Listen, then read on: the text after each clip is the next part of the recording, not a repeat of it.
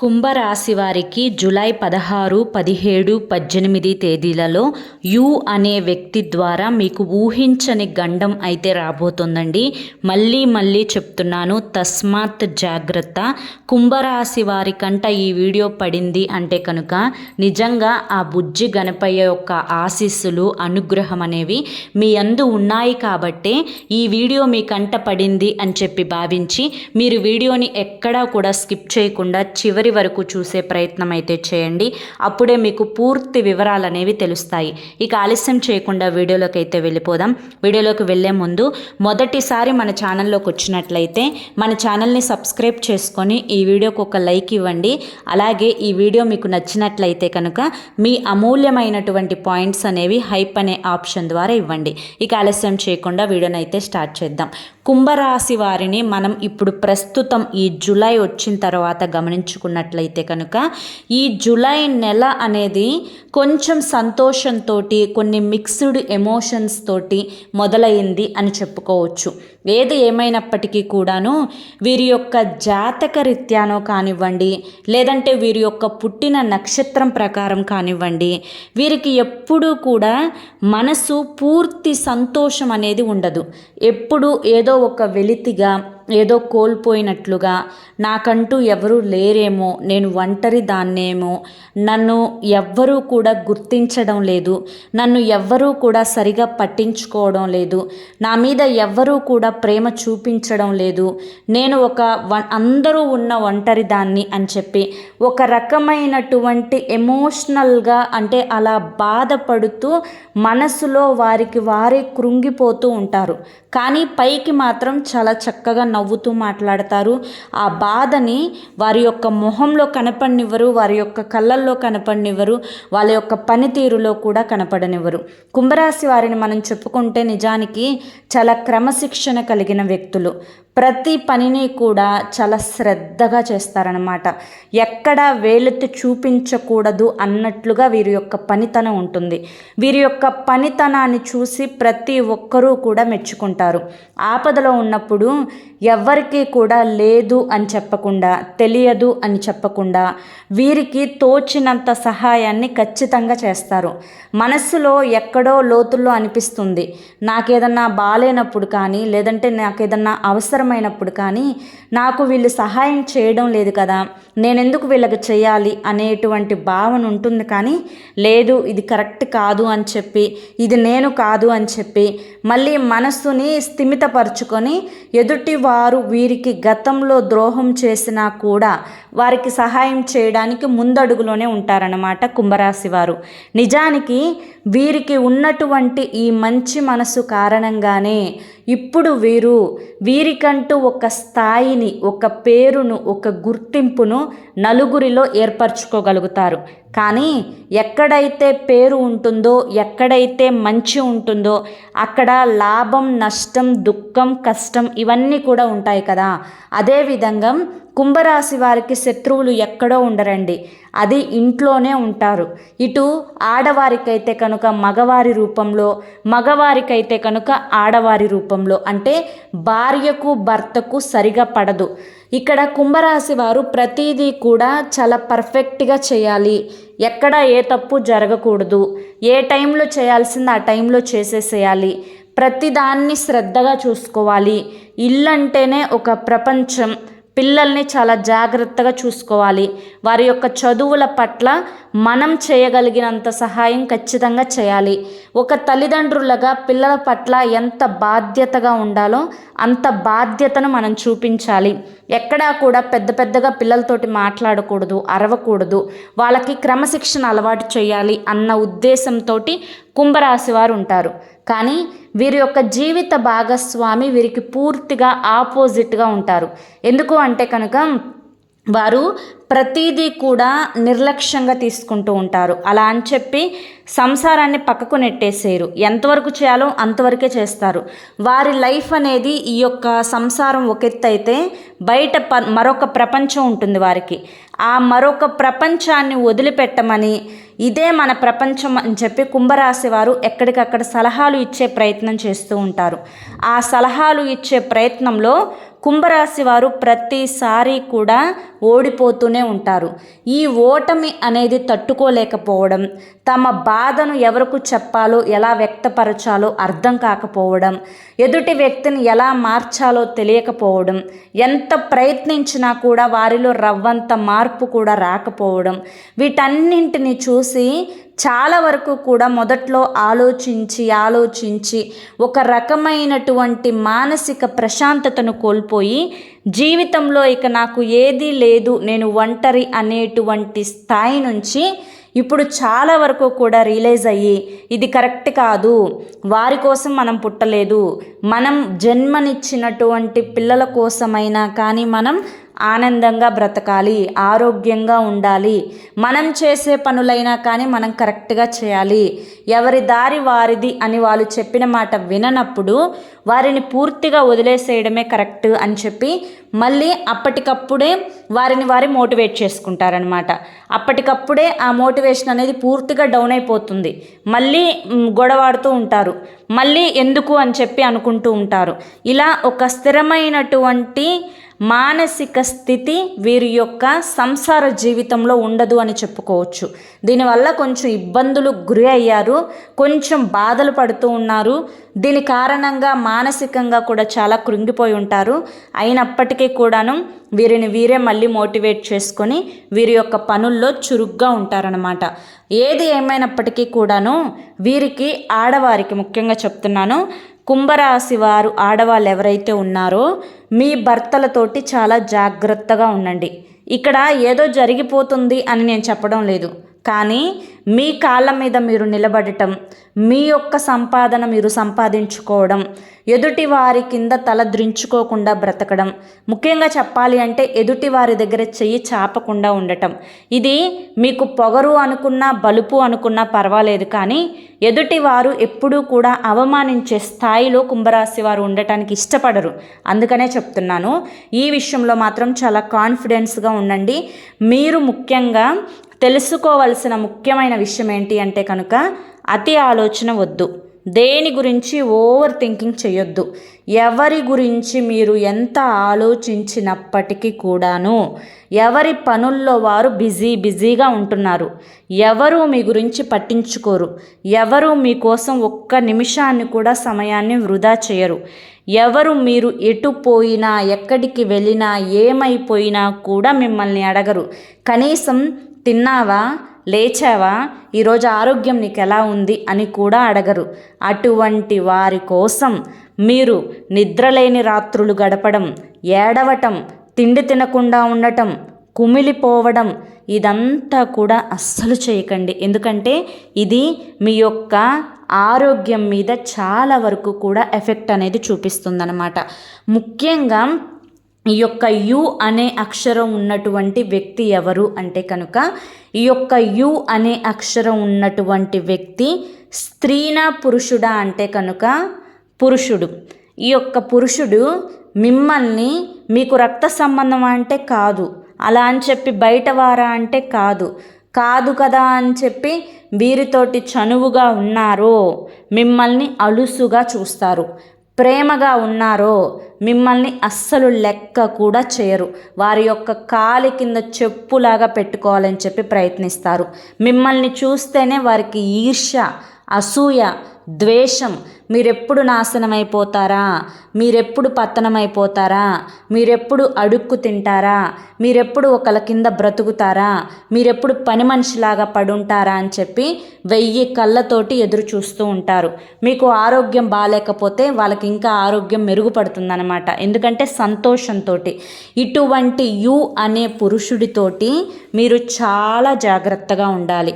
ఒకవేళ ఈ యు అనే అక్షరం ఉన్నటువంటి పురుషుడు మీకు భర్తగా ఉన్నా, లేదంటే కనుక మీ యొక్క బంధువుల్లో ఉన్నా, లేదంటే మీ యొక్క శత్రువుల్లో ఉన్నా, మిత్రువుల్లో ఉన్నా, లేదంటే ఉద్యోగాల పట్ల అంటే ఉద్యోగాల దగ్గర, వ్యాపారాల దగ్గర కొలీగ్స్ రూపంలో ఉన్న ఎక్కడైనా కానీ వీరు మాత్రం చాలా స్వార్థపరులండి. వీరు జేబులో నుంచి రూపాయి కూడా బయటకు రానివ్వరు. పక్క వాళ్ళ రూపాయి ఎలా నాశనం చెయ్యాలా అని చెప్పి చూస్తూ ఉంటారు. మీరేమో మంచితనానికి తలదించుకునే రకాలు. మీరు మొహమాటానికి మీరు వారు అడిగిందల్లా కూడా చేస్తూ వెళ్ళిపోతారు.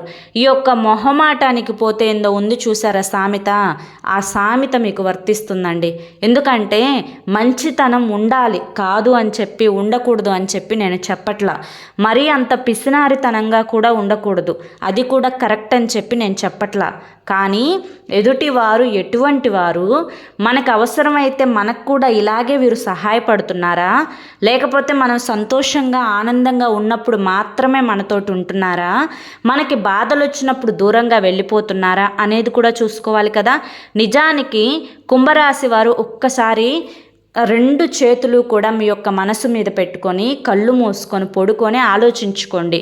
మీకు ఒంట్లో బాగాలేకపోయినా, లేకపోతే మీరేదన్నా లెగవలేని స్థితిలో ఉన్నా, లేకపోతే ఒకరోజు మీరు బయటకు వెళ్ళి ఏడన్నా 2-3 రోజులు ఉండొచ్చినా, లేకపోతే మీరు కష్టంలో ఏదన్నా ఒక సమస్య గురించి ఆలోచిస్తూ కృంగిపోతూ ఉన్నా, మీకంటూ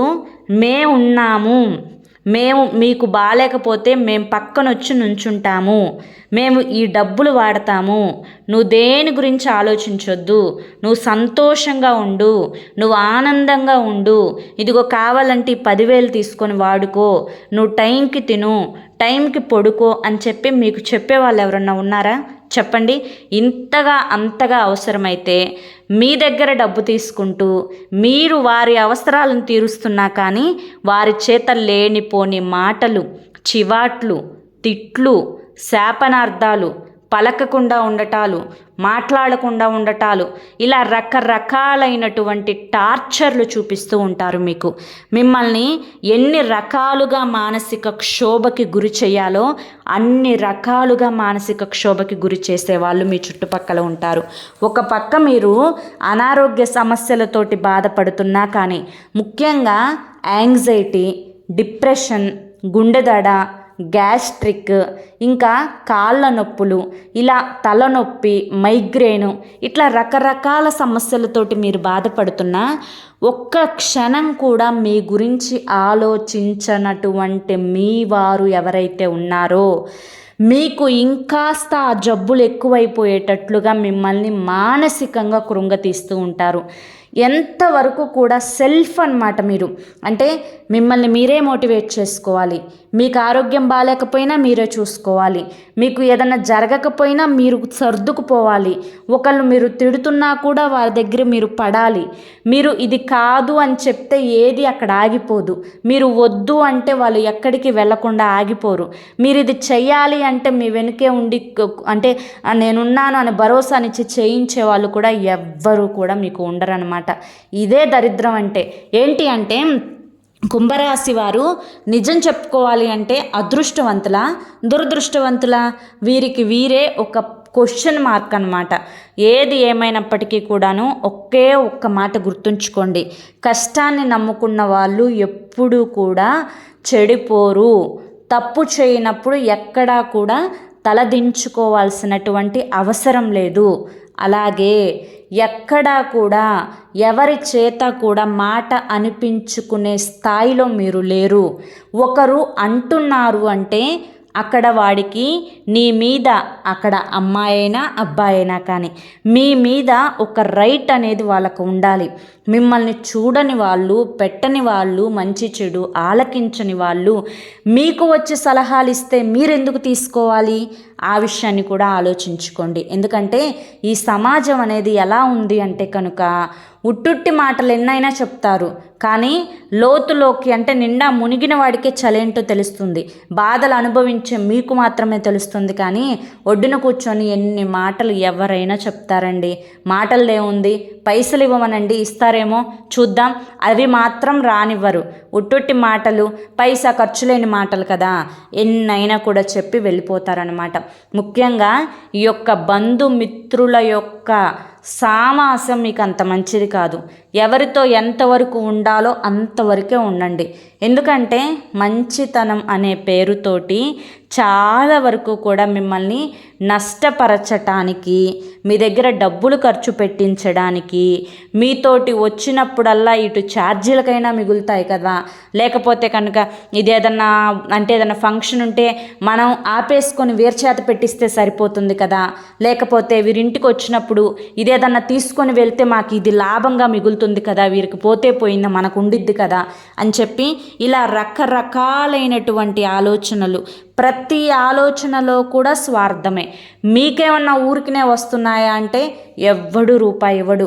ప్రతి రూపాయి కూడా మీ యొక్క కష్టం, మీ యొక్క పని, మీ యొక్క శ్రమ, మీ యొక్క ఆలోచన, మీరు అరికాల నుంచి తల వరకు కూడా శ్రమ చేసి చేసి చేసి మీరు అలసిపోతే మీ యొక్క ధనాన్ని మాత్రం ఎదుటివారు తేరగా వాడుకోవాలని చెప్పి చూస్తూ ఉంటారనమాట.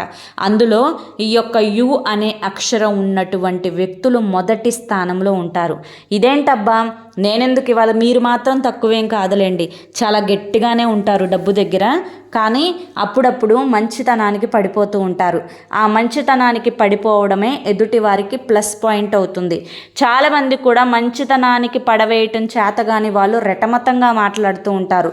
ఆ రెటమతం వల్ల కూడా చాలా వరకు మీకు కోపాన్ని తెప్పిస్తూ ఉంటారు. ఇక్కడ ఒకళ్ళు కోపం తెప్పించడానికి ట్రై చేస్తే మీరు ఆ కోపానికి గురి కాకండి.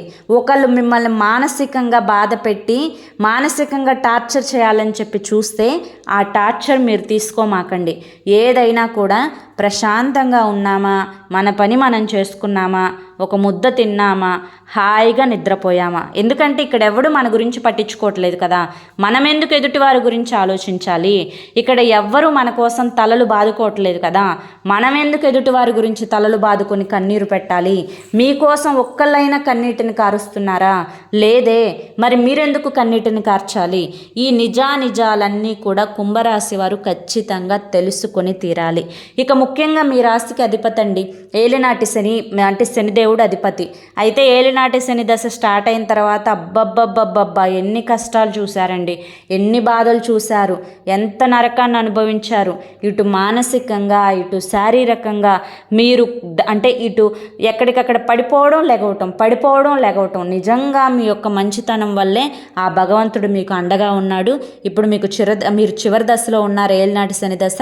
మీరు ఇక నుంచి ఏమి కంగారు పడాల్సిన అవసరం లేదు, భయపడాల్సిన అవసరం లేదు. ఇక ప్రశాంతంగా ఉండటం నేర్చుకోండి, ప్రశాంతంగా బ్రతకడం నేర్చుకోండి, సంతోషంగా ఎలా ఉండాలో తెలుసుకోండి. దేన్ని కూడా బరువుగా తీసుకోవద్దు. మనస్సుని ఒక తెల్లటి కాగితంలాగా ఉంచుకోండి. ఇంట్లో నిత్యం దీపారాధన చేసుకోండి. ప్రతి ఆదివారం కూడా దిష్టి తీసివేసుకోండి. అప్పుడప్పుడు అమావాస్యకు ఎర్రనీళ్ళు తిప్పివేసుకుంటూ ఉండండి. ప్రతి అమావాస్యకు కాలికి నల్లదారం మార్చుకోండి. బయటికి వెళ్ళేటప్పుడల్లా ఆడవారైతే హ్యాండ్ బ్యాగ్లో, మగవాళ్ళు అయితే కనుక జేబులో ఒక నిమ్మకాయ పెట్టుకోండి. మళ్ళీ ఇంటికి తిరిగి రాగానే అదే నిమ్మకాయతోటి తలపై భాగంలో ఎడమ చేతి వైపు 3 సార్లు, కుడి చేతి వైపు 3 సార్లు దిగదుడిచి వేసుకొని ఆ నిమ్మకాయని దూరంగా విసిరిపడేసి కాళ్ళు చేతులు మొహము కడుక్కొని లోపలికి రండి. అలాగే అరికాలులో కాటుకు చుక్క పెట్టుకోవడం మాత్రం మర్చిపోవద్దు. ఇంట్లో ఒక చిన్న శివలింగం మీ బొటన వేల్లో సగం ఉండాలి, గుర్తుంచుకోండి. శివలింగాన్ని పెట్టుకొని ప్రతి సోమవారం కూడా అభిషేకాలు చేసుకోండి. మీకున్నటువంటి దోషాలు చాలా వరకు కూడా తగ్గిపోతాయి. గోమాత సేవ చేసుకోండి, గోమాత పూజ చేసుకోండి. అదృష్టం, ఐశ్వర్యం కలిసి వస్తాయి. కుదిరినప్పుడల్లా కూడా వెంకటేశ్వర స్వామి గుడికి వెళ్తూ ఉండండి. చాలా వరకు కూడా స్వామివారి యొక్క ఆశీస్సులతో మీకు శని దోషాలు, శని బాధలు అనేవి తగ్గిపోతాయన్నమాట. ఇలా ఒక్కొక్కటిగా చేసుకుంటూ ఉంటూ ఇంటి వాతావరణాన్ని ప్రశాంతంగా ఉంచుకుంటూ మొదట మీ మనస్సుని ప్రశాంతంగా ఉంచుకుంటూ ఉంటే కనుక మీరు పట్టిందల్లా కూడా బంగారం అవుతుందండి. అప్పుడప్పుడు లైఫ్లో డౌన్స్ అనేవి వస్తూ ఉంటాయి. ఆ డౌనే శాశ్వతం అనుకోవద్దు. అలాగే అప్పుడప్పుడు విజయాలు కూడా వస్తూ ఉంటాయి, అవి కూడా శాశ్వతం అనుకోవద్దు. ప్రతిదీ కూడా బ్యాలెన్స్గా చూడటం నేర్చుకోండి. అప్పుడే హ్యాపీగా ఉండగలుగుతారనమాట.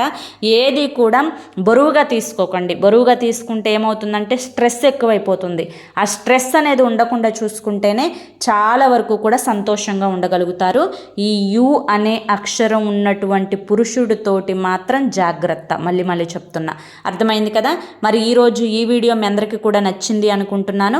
నచ్చింది అనిపిస్తే ఈ వీడియోకి ఒక లైక్ ఇవ్వండి, అలాగే హైప్ ఇవ్వండి. కింద కామెంట్ సెక్షన్లో జై బోలో గణేష్ మహారాజ్కి జై అని చెప్పి కామెంట్ చేయండి. మీ యొక్క మనసులో సంకల్పం చెప్పుకొని కామెంట్ చేస్తే ఖచ్చితంగా ఆ సంకల్పం అనేది సిద్ధిస్తుందన్నమాట. మరి రేపు మరొక మంచి వీడియోతోటి మళ్ళీ కలుసుకుందాం.